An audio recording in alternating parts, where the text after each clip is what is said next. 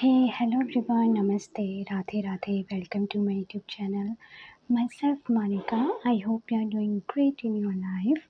I'm a service provider as a teacher and a guider of your SNO, and I am providing to you some free content of related to the business statistics subject SNO, and I hope it will help a lot in your studies and as well as in your education field. So let's get started.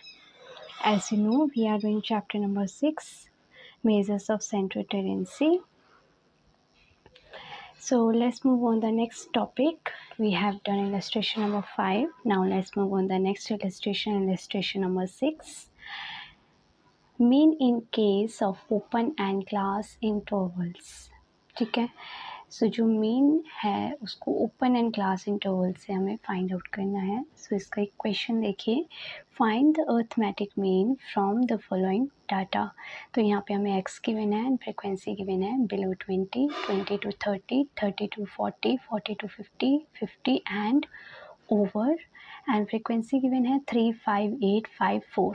Solution क्या है?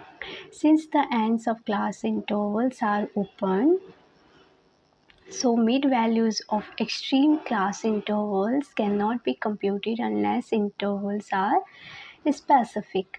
So जो ends class interval दिया हुआ है वो क्या है? Open है, ठीक है, क्योंकि 50 एंड ओवर है. सो मिड वैल्यू जो है वो एक्सट्रीम क्लास इंटरवल्स की जब तक कंप्यूट नहीं हो सकती हैं, जब तक इंटरवल्स जो हैं वो स्पेसिफिक ना हो. It is therefore assumed that the starting class interval is 10-20 and the last class interval is 50-60. As the common class interval of the data is 10, इसलिए हम क्या करेंगे कि starting class interval को 10 to 20 जो है वो assumed करेंगे और लास्ट क्लास इंटरवल को हम 50 to 60 एज्यूम करेंगे, ताकि उन दोनों के बीच का कॉमन क्लास इंटरवल जो है वो 10 हो जाए. ठीक है. Under this assumption the data will be return as. तो इस अजम्पशन के अंदर जो डाटा है वो इस तरीके से कैलकुलेट होगा. Here is the solution.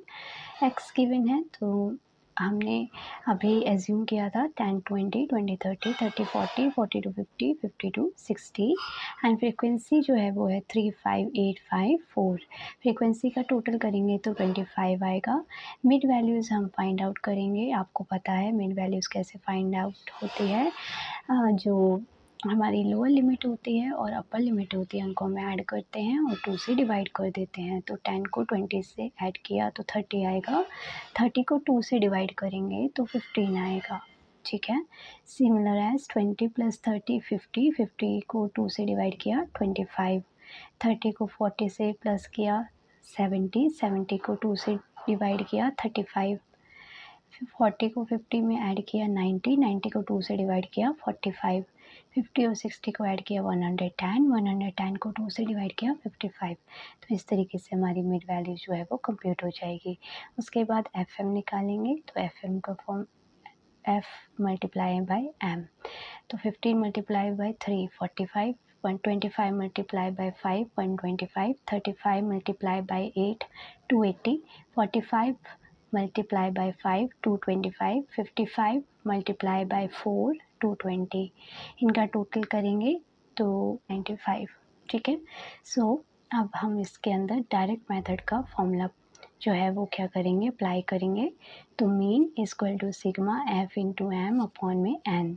Sigma F M क्या निकला है 895 और एन क्या है 25.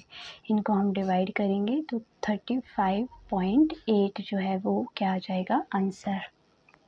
So thank you so much everyone, and always be happy and stay healthy and be positive, and may God bless you, and Radhe Radhe. Don't forget to like and subscribe.